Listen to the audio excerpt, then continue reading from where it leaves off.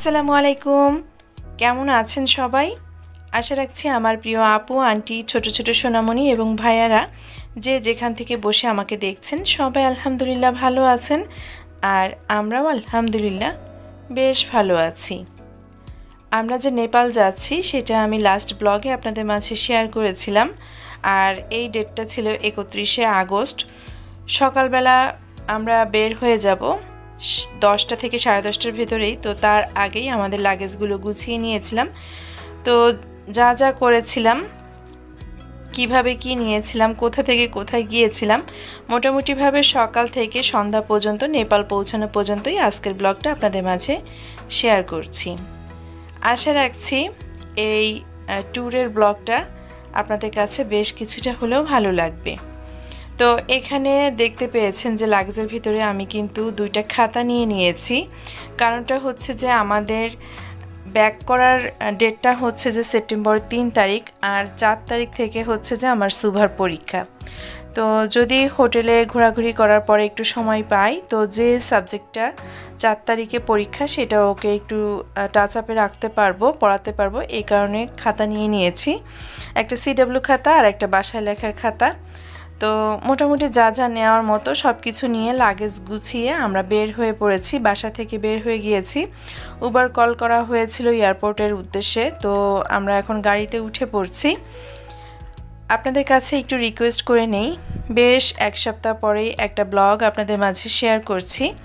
তো প্রথমেই বলে নিয়েছি যে আপনাদের কাছে ব্লগটা বেশ কিছুটা ভালো লাগবে, তাই যারা লাইকটা দিতে ভুলে যান, আশা করছি প্রথমেই একটা লাইক দিয়ে ব্লগের বাকি অংশটুকু কন্টিনিউ করতে পারেন।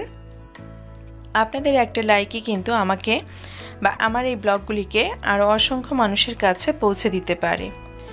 গাড়িতে উঠে পড়লাম বিসমিল্লাহ বলে, আর এখন যাচ্ছি এয়ারপোর্টের দিকে। তো আমাদের ফ্লাইট ছিল দুপুর 1:30টায়, কিন্তু এটা ডিলে হয়ে টাইমটা আমাদের হয়েছিল 8টায় প্লেন ছেড়েছিল। তো কী কারণে ডিলে হয় আসলে আমার জানা নাই, বাট ইন্টারন্যাশনাল ফ্লাইটও ডিলে হয় এটা বুঝতে পেরেছি। যাওয়ার সময়ও যেমন বুঝতে পেরেছি, আর আসার দিন তো আরও হাড়ে হাড়ে বুঝতে পেরেছি। তো যাই হোক, এলিভেটর এক্সপ্রেস দিয়ে আমাদের গাড়ি এগিয়ে চলেছে, আর অন্যরকম একটা ভালো লাগা কাজ করছিল আমাদের সবার ভিতরে, বিশেষ করে আমার 2 বাচ্চা আর আমার ভিতরে। তো এটা কিন্তু আমাদের জন্য প্রথমবার প্লেন জার্নি হবে। তো সেই হিসাবে কিন্তু অনেকটা ভয়ও কাজ করছিল, আবার খুব এক্সাইটমেন্টও ছিল আমাদের 3 জনের ভিতরে, যেহেতু ওদের বাবা তো বেশ কয়েকবারই দেশের ভিতরেও ঘুরেছে, আবার বাইরেও গিয়েছে, বাট আমরা এই প্রথমবার। তো সব কিছু মিলিয়ে একটু দোয়া দুরুদ বেশি পড়ছিলাম যে কি হয় না না হয়। আর ইদানিং তো প্লেনের যে দুর্ঘটনাগুলো আমরা শুনি, সবসময় চোখে আসে বা কানে শুনি, সব কিছু মিলিয়ে খুব ভয়ই কাজ করছিল। এটা কিন্তু এয়ারপোর্টের টার্মিনাল 3 নম্বরটা, এটা হযরত শাহজালাল ইন্টারন্যাশনাল এয়ারপোর্টের। এটা সিঙ্গাপুর এয়ারপোর্টের আদলে কিছুটা করা হয়েছে। তো এই তো দেখতে দেখতে কিন্তু আমরা আমাদের যে গন্তব্যস্থান সেখানে পৌঁছেছি।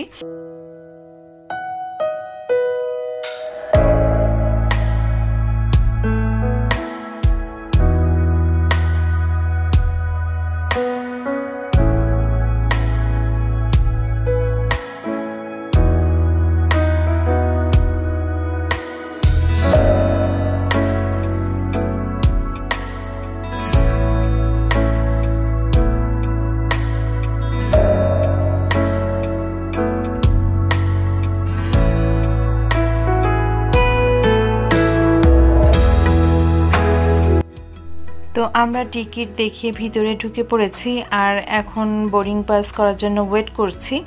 মোটামুটিভাবে হাতে 3 ঘন্টা সময় নিয়ে আমরা কিন্তু এয়ারপোর্টে চলে এসেছি, কারণ এখানে অনেক ধরনের ফর্মালিটিস বা প্রসেসিংগুলো মেনটেন করতে হয়, আর আমরা সেগুলো করব বিধায় বেশ হাতে সময় নিয়েই চলে এসেছি।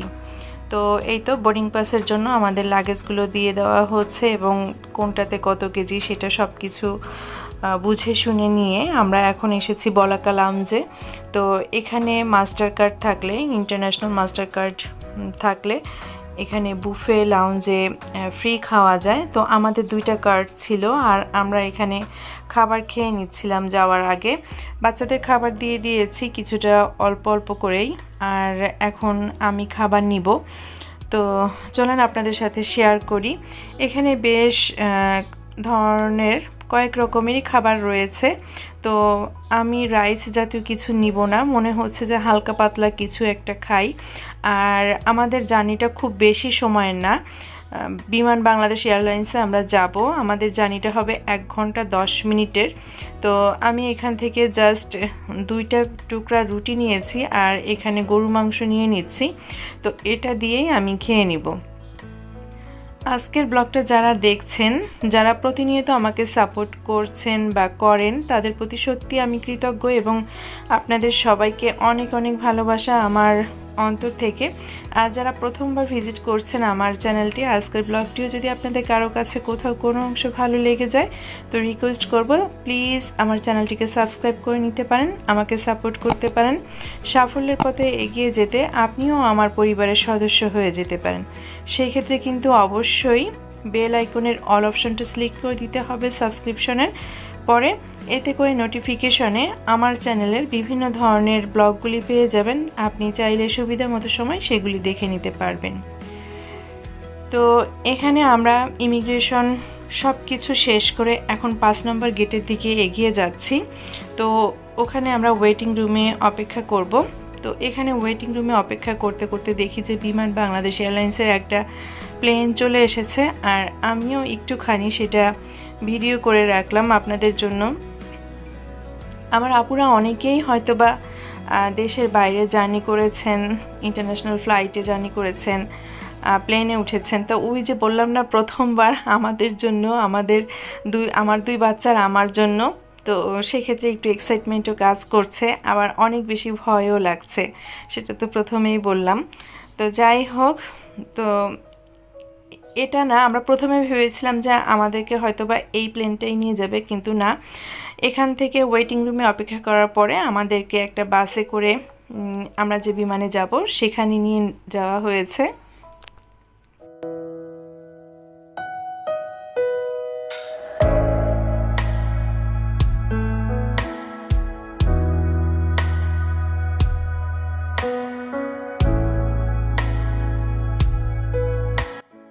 নেপালের ভ্রমণ খরচ আমাদের 2টা বাচ্চা সহ 2 জন অ্যাডাল্টের কত খরচ হয়েছে সেটা মূল বিমানে উঠতে উঠতে আমি একটু আপনাদের সাথে শেয়ার করি। আমরা একটা ট্রাভেল এজেন্সির মাধ্যমে এই ট্যুরটা করছি, বাট কোনো গ্রুপের সাথে না, আমরা ইন্ডিভিজুয়ালি এই ট্যুরটা করছি। সেক্ষেত্রে আমাদের টোটাল খরচ হয়েছে 4 দিন এবং 3 রাতের জন্য 2.5 লাখ টাকা। তো সব কিছুই মূলত এজেন্সি আমাদের ঠিক করে দিয়েছে। ওখানে 3 স্টার মানের হোটেল, তারপরে ঘোরাঘুরি করার জন্য গাড়ি, হোটেলের সাথে সকালের কমপ্লিমেন্টারি নাস্তা, সব কিছু মিলিয়ে 2.5 লাখ টাকার মতো খরচ হয়েছে। আর আমাদের শপিং বলেন আর দুপুর আর রাতের খাবার বলেন, এগুলো সব নিজেদের ভেতরে থাকবে। তো এটাকে যে যতটা মিনিমাইজ করে পারে সে ততটাই লাভবান হবে। তো এই তো আমরা আমাদের বিমানের কাছে চলে এসেছি, আর এখন এখানে বোর্ডিং পাসের যে কপিটা সেটা দেখাতে হচ্ছে, সেটা দেখিয়ে আমরা এরপরে উঠে পড়েছি। তো আমরা মূলত আসলে মাঝামাঝি ছিলাম প্লেনের। তো এখানে এই যে আমরা সিটগুলো বের করে নিয়ে বসে পড়ছি, আমাদের 4টা সিট। তো আমি একেবারে উইন্ডো সিটে বসেছি, আর আমার 2 বাচ্চা আমার পাশে, ওদের বাবা পরের রোতে গিয়ে বসেছে। তো এই তো 1 ঘন্টা 10 মিনিটের একটা জার্নি। দোয়া দুরুদ পড়তে, আল্লাহ বিল্লাহ করতে করতেই একটা খাবার আপনাকে দিবে, সেই খাবার খেতে খেতেই কিন্তু আপনি নেপালে পৌঁছে যাবেন। তো এই যে এখন কিন্তু আমাদের প্লেনটা ছেড়ে দিয়েছে আর এটা চলাও শুরু করে দিয়েছে। তো টেক অফের সময় আমি আসলে ভিডিওটা করা শুরু করেছি। তো দেখতে পাচ্ছেন যে এখন কিন্তু খুব গতি নিয়ে প্লেনটা ছুটে চলেছে আকাশের দিকে। তো প্রথমবার জার্নি হিসেবে আমি বলবো যে আলহামদুলিল্লাহ কোনো ধরনের কোনো হ্যাসেলই হয়নি, কোনো কিছু ফেসও করিনি। আল্লাহ তাআলার অশেষ রহমতে আমরা খুব সুন্দরভাবে একটা জার্নি করে নেপালে পৌঁছেছিলাম। আর আপনাদের সাথে শেয়ার করছি যে দেখেন ঢাকা সিটিকে কেমন দেখা যাচ্ছে উপর থেকে। এত ঘনবসতি একটা সিটিতে আমরা বাস করি। তো ঘরের পরে ঘর আর ডুয়ার পরে ডুয়া একটা কথা বলে না, সেই ধরনের একটা অবস্থা। তো আলহামদুলিল্লাহ আমার এই এক্সপিরিয়েন্সটা খুব ভালো হয়েছে, আমি খারাপ কোনো কিছু ফিলই করিনি। অসম্ভব ভালো লেগেছে আমার এই জার্নিটা। আর আমাকে সবসময় পাহাড় খুব কাছে টানে, পাহাড় এবং ঝর্ণা। তো ঝর্ণা থেকে মনে হয় যেন পাহাড়টা খুব আমি খুব আকর্ষিত হই পাহাড় দেখলে। তো সেই ক্ষেত্রে নেপাল আমার জন্য মনে হচ্ছে যে অনেক ভালো একটা সুন্দর মেমোরি দিবে আমাকে। আমার বাচ্চারা তো ছোট, ওরা তো জন্ম হওয়ার পরপরই ওরা ট্যুর করছে, ইন্ডিয়া যাচ্ছে, নেপাল যাচ্ছে। ইন্ডিয়াতে 3বার গিয়েছে, নেপালে এই যে প্রথমবার। আর আমার তো বয়স হয়েই যাচ্ছে। তো সেক্ষেত্রে বলি যে বাবা তোমরা তো অনেক বেশি ভাগ্যবান, জন্ম হওয়ার পরেই তোমরা শুধু বিদেশ ট্যুর করছো, আর আমাদের এই পর্যন্ত সময় লেগে গিয়েছে। তো যাই হোক আলহামদুলিল্লাহ এই যে একটা খাবার দিয়েছে, তো খাবারগুলো বেশ ভালো ছিল। 2টা করে স্যান্ডউইচ দিয়ে দিয়েছে, ম্যাঙ্গো বার ছিল, 7 আপ ছিল, পানি ছিল, আর একটা সুজির একটা আইটেম ছিল, এটা অতিরিক্ত মিষ্টি ছিল। তো আমরা সবাই খাবার খেয়ে নিচ্ছি। আমি যখন বাইরের অংশটা শেয়ার করি তখন আমার হাজব্যান্ড আমার পরে খুব রেগে যাচ্ছিল, কেন আমি বাইরের অংশটুকু আমি ভিডিও করছি। কিন্তু আমার তো ভিতরে খুব থ্রিল কাজ করছে যে কেমন যায়, কত উপরতে যায়, বা মেঘের অনেকের কাছে শুনি যে মেঘের সাথে মিশে যায়, এরকম একটা ব্যাপার স্যাপার। তো যাই হোক সব কিছু মিলিয়ে আলহামদুলিল্লাহ আমার জন্য অনেক বেশি ভালো কেটেছে সময়গুলো, আমার বাচ্চাদের জন্য। তবে আমি যতক্ষণ সময় জার্নি করি মুখ থেকে আমার সব সময় দুরুদ শরীফ, দোয়া ইউনুস আর হচ্ছে যে কলেমা, এটা কখনোই মুখ থেকে ফুরায় না। যতক্ষণ আমি জার্নি করি আমার মুখে এগুলো থাকেই, সেটা বাস হোক আর আপনার প্লেন হোক। তো দেখেন খাবার খেতে খেতে কিন্তু আমরা এখন নেপালের ভিতরে ঢুকে পড়েছি। কিভাবে বুঝেছি, এখানকার ঘরবাড়িগুলো কিন্তু বেশ দূরত্ব বজায় রেখে কিন্তু তৈরি করা হয়েছে। আর আমি যেহেতু বসেছিলাম উইন্ডো সিটে, একদম প্লেনের যে পাখাটা সেটার পাশ দিয়ে কিন্তু পাহাড় দেখা যাচ্ছে। তো এটা দেখে বুঝেছি যে আমরা নেপালের দিকে চলে এসেছি। ওই যে পাহাড় দেখা যাচ্ছে। তো এখনই হচ্ছে রানওয়েতে আমাদের প্লেনটা নামবে, আস্তে আস্তে করে ল্যান্ড করবে। সে পর্যন্তই আমি আপনাদেরকে সাথে থাকার অনুরোধ করছি, আপনারা প্লিজ আমার সাথে থাকেন। আর যারা তো উঠেছেন, মমতাজ বেগম আইডি থেকে মমতাজ আপু কমেন্ট করেছিলেন যে 8 বছর আগে আপনি নেপালে এসেছেন, অনেক সুন্দর পরিষ্কার পরিচ্ছন্ন একটা শহর। সত্যি আপু কিছু বলার নাই, নেপাল শহরটা দেখে আসলে আমরা খুবই অভিভূত। আমি যখন এমবিএ করি তখন লোকমানি থাপা নামে একজন ফ্রেন্ড আমার সাথে ছিল, এমবিএ করেছিলাম আমরা একসাথে। তো ওকে আগের দিন রাত্রে আমি নক দিয়েছিলাম। তো ও অবশ্যই কাঠমান্ডু থেকে একটু দূরে থাকে। পরে বলছিল যে পোখারা দেখতে যাব কিনা। যাই হোক ওর সাথে অনেকখানি টুকটাক কনভারসেশন হয়, বাট পোখারা আমরা আর এই ট্যুরে যেতে পাইনি। থামিল থেকে কাঠমান্ডু থেকে পোখারা হচ্ছে আরও 7 ঘন্টার জার্নি, যেটা আমার বাচ্চাদের জন্য কষ্টকর হয়ে যাবে। তবে আপনাদের ভাইয়া চেয়েছিল যে এই জার্নিটাকে আরেকটু এক্সটেন্ড করতে, ভিসাটাকে বাড়িয়ে নিতে, বাট বাচ্চাদের কথা চিন্তা করে আমরা সেটা ক্যান্সেল করেছি। তো এই যে প্লেনটা কিন্তু ল্যান্ড করেছে, আমরা নেমেও পড়েছি। এখানেও ঠিক একই রকমভাবে বাসে করে আমাদেরকে নামিয়ে দিয়েছে। তো আমি ভেতরে ঢোকার আগে চারপাশটা একটুখানি ভিডিও করে নিচ্ছি। এত সুন্দর, এটা আসলে চোখ দিয়েই শুধু দেখা যায়, ক্যামেরাতে আসলে এতটা আসে না। চতুর্দিকে পাহাড় আর মাঝখানে মনে হচ্ছে যেন শহরটা, এরকমই। তো এখন আমরা এখানে নেপাল যে ইমিগ্রেশনটা আছে সেটা আমরা ফেস করব। তো একটা ফর্ম এখানে ফিল আপ করতে হয়, এটা বাংলাদেশ থেকেও অনলাইনে করা যায়। আমরা যে এজেন্সির মাধ্যমে এসেছি ওনারা আমাদের ফর্মটা ফিল আপ করে দিয়েছে, যাতে এখানে আমাদের কোনো হ্যাসেল পোহাতে না হয়। আর বাকি অন্য সবাইকে দেখলাম ওনারা এখানে অনলাইনে ফর্মগুলো ফিল আপ করছেন। তো আমাদের যেহেতু ফিল আপটা করা ছিল, আমরা সরাসরি এখন ইমিগ্রেশনে চলে যাচ্ছি। আর ইমিগ্রেশন ফেস করে তারপরে হচ্ছে আমাদের যে এজেন্সির যে প্রতিনিধি আছে উনি আমাদেরকে রিসিভ করবেন। তো আমরা এখন এখান থেকে বের হয়ে এই যে আমাদের যে নিতে এসেছে এজেন্সির যে প্রতিনিধি, ওনার নাম হচ্ছে রাম। তো রাম এই যে গাড়ি নিয়ে ওয়েট করছিল।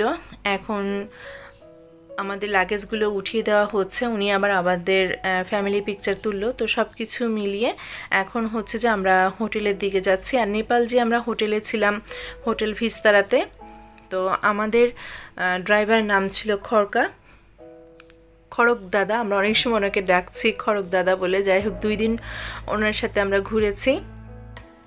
তো গাড়িটা এখন স্টার্ট করে দেওয়া হবে, আর এখন আমরা হোটেল ভিস্তারার দিকে এগিয়ে যাচ্ছি।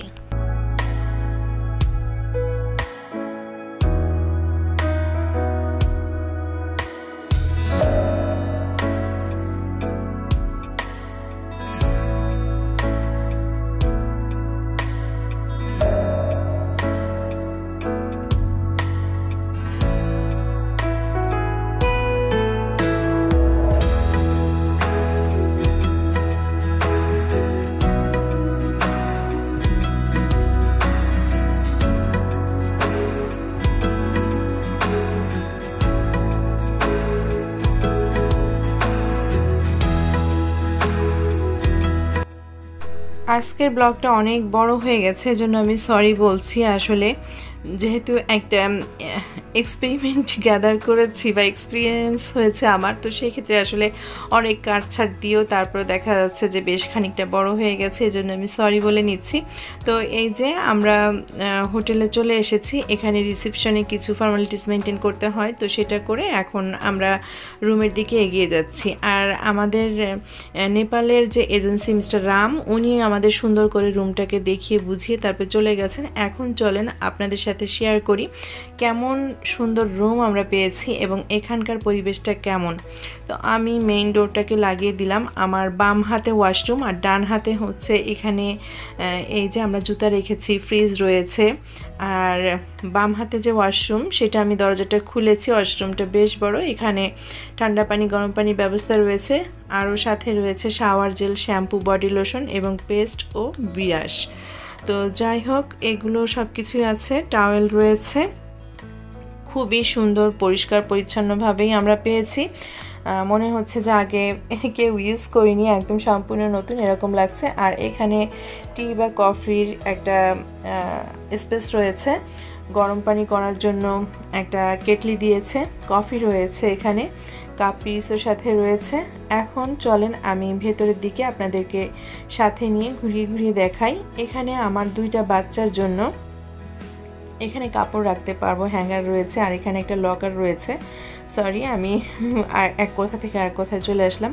উপরেও বেশ কিছু লকার রয়েছে যদি অনেক জিনিসপত্র থাকে। তো আমার 2টা বাচ্চার জন্য এখানে 2টা বেড রয়েছে এই যে, আর ওদের রুমের সাথেও একটা বারান্দা রয়েছে। আর এটা হচ্ছে মাস্টার বেডরুমটা, যেটাতে আমি আর ওর বাবা থাকবো। এই রুমের সাথেও একটা বারান্দা রয়েছে, ব্যালকনি রয়েছে।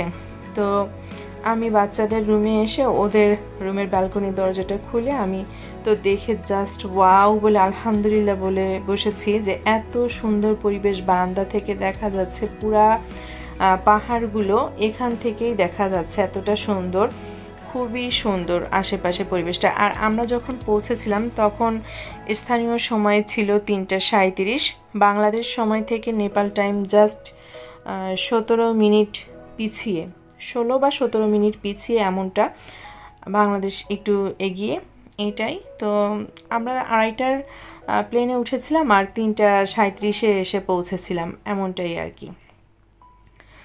তো যাই হোক, এই হচ্ছে পরিবেশ, কত সুন্দর লাগছে। আপনাদের কেমন লাগছে আজকের ব্লগটা প্লিজ কমেন্ট করে জানাবেন। যারা গিয়েছেন তাদের কাছে তো অনেক ভালো লেগেছে এই নেপাল কান্ট্রি, আর যারা যান নাই তারা ব্লগ দেখে তো বুঝতে পারছেন যে কতটা সুন্দর।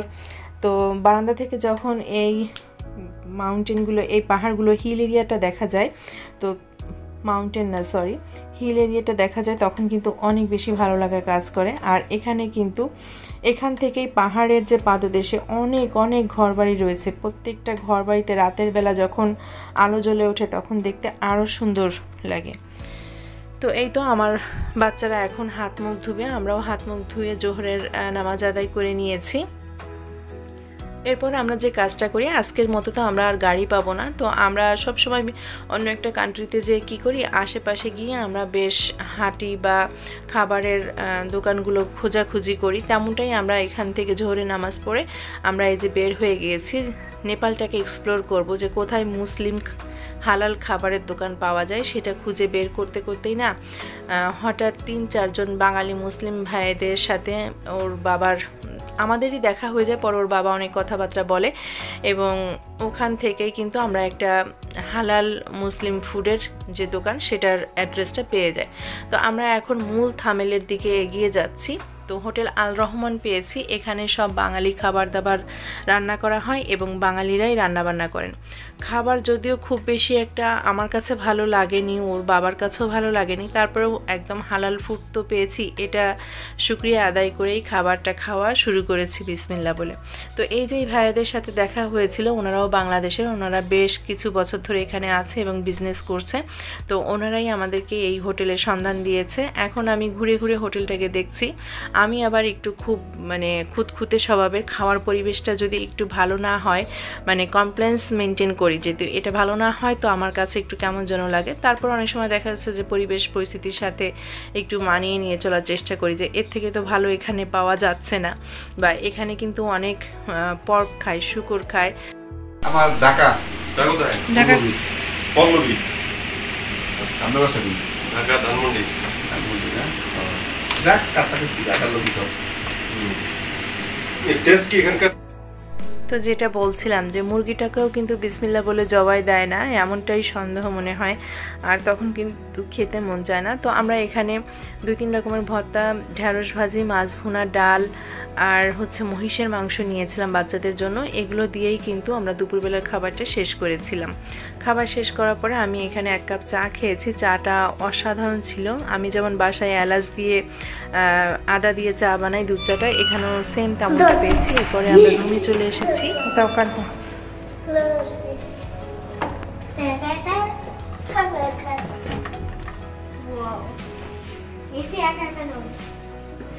এসে কি অন হয়েছে?